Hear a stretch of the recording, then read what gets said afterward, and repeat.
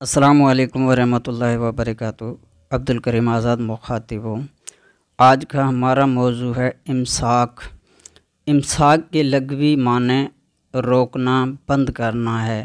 شائقین امساک وہ لوگ ہوتے ہیں جن کو جریان، احتلام، ذکاوت حس، صورت انزال جیسے مسائل کا شکار ہوتے ہیں۔ وجوہات: تیز مسالہ جات، چٹپٹی، گرم ناقص غذاؤں کا استعمال، غلط صحبت کا اثر، موبائل فون کا غلط استعمال، فحاشی عریانی فلمیں دیکھنا، فون پر بات کرتے وقت لیس دار رطوبات کا خارج ہونا، شہوانی خیالات سے اپنی انرجی برباد کرنا،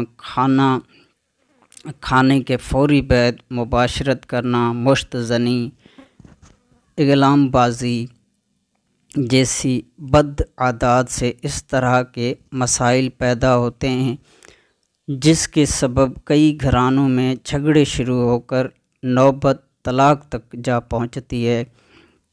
یہاں پر یہ امر ذہن نشین کر لیں کہ امساک دو طرح کا ہوتا ہے، ایک طبی امساک، دو غیر طبی امساک۔ طبی امساک وہ ہے جو تندرست انسان میں بغیر کوئی غذا یا دوا کھائے 3 منٹ سے 7 منٹ تک امساک کا دورانیہ برقرار رہے۔ اس کی نسبت غیر طبی یا غیر فطری امساک وہ ہے جو کسی نشہ آور دوا سے زبردستی امساک پیدا کیا جائے، جس میں مختلف ادویات یا نشہ آور اجزاء کا استعمال کر کے ٹائمنگ کا دورانیہ غیر فطری طور پر بڑھا دیا جائے۔ یاد رہے، ایسی تمام تدابیر اختیار کرنے سے جسم انسان کی بربادی کے سوا کچھ حاصل نہیں ہوتا، کیونکہ غیر فطری امساک پیدا کرنے والی تمام تدابیر جان لیوا ہوتی ہیں۔ آپ نے اکثر امساکی نسخہ جات پڑھے یا دیکھے ہوں گے جن کا مزاج خشک سرد یا سرد خشک ہوتا ہے۔ یاد رہے، سرد خشک ادویات کے استعمال سے امساک پیدا کرنا موت کو دعوت دینے کے مترادف ہے، کیونکہ موت انفعالی مزاج سے آتی ہے۔ آپ نے اکثر دیکھا ہوگا جب کوئی جاندار مر جائے، مثلا انسان جب مر جائے تو اس کا جسم سرد ہو کر ٹھنڈا ہو جاتا ہے، اس کے بعد خشک ہو کر سکڑ جاتا ہے، کیونکہ طبی موت سرد خشک مزاج کا حامل ہے۔ لہٰذا جتنے بھی سرد خشک مزاج کے امساکی نسخہ جات ہیں وہ جسم انسانی کے لیے بربادی کا سبب بنتے ہیں، کیونکہ ان تمام امساکی نسخہ جات کا عموماً جو عمومی طور پر مزاج دیکھا گیا ہے، تجربات و مشاہدات کی کسوٹی پہ ان کے مزاج کو پرکھا گیا ہے، تو ثابت ہوا کہ اکثر امساکی نسخہ جات جس میں نشہ آور اجزاء کا شامل ہونا سرد خشک مزاج کے حامل نسخہ جات ہوتے ہیں۔ ایسی صورت میں جسم انسانی کو فائدہ دینے کے بجائے نقصان کا باعث بنتے ہیں، کیونکہ اس سے سرد خشک مزاج کی حامل ادویات سے جسم میں فوری طور پر سردی خشکی بڑھا کر منی کو خشک کر دیا جاتا ہے۔ جب منی خشک ہوتی ہے تو اس کے بننے کا بھی عمل متاثر ہو جاتا ہے، بعض اوقات منی بننا ہی بند ہو جاتی ہے۔ جب منی بنے گی نہیں تو ظاہر ہے ٹائمنگ تو خود ہی بڑھ جائے گا۔ لہٰذا یہ جتنے بھی اس طرح کے مزاج کے نسخہ جات ہیں یہ نقصان ہی نقصان پہنچاتے ہیں۔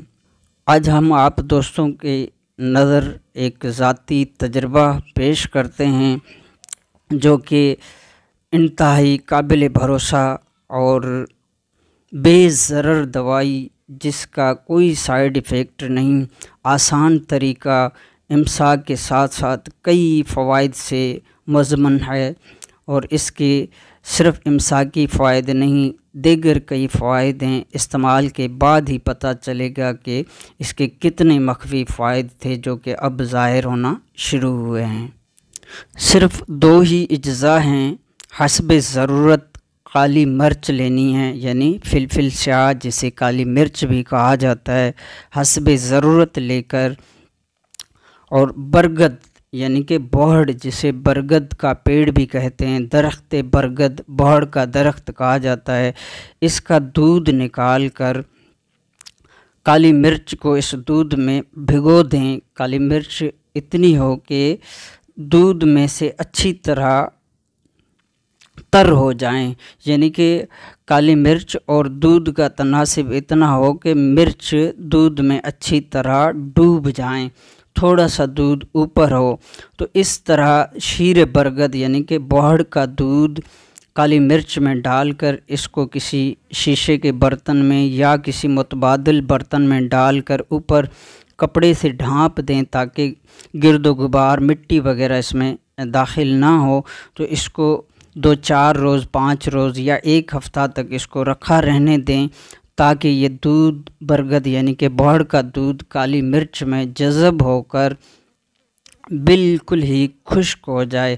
جب دیکھیں کہ دودھ کالی مرچ میں بالکل ہی خشک ہو چکا ہے اور کالی مرچ تمام کی تمام اچھی طرح خشک ہو گئی ہیں، تو اس کا صفوف بنا کر کوٹ کر صفوف بنا لیں، اچھی طرح باریک صفوف کر لیں۔ جتنا باریک صفوف کیا جائے گا اتنا تیزی سے اس کا رزلٹ ملتا ہے۔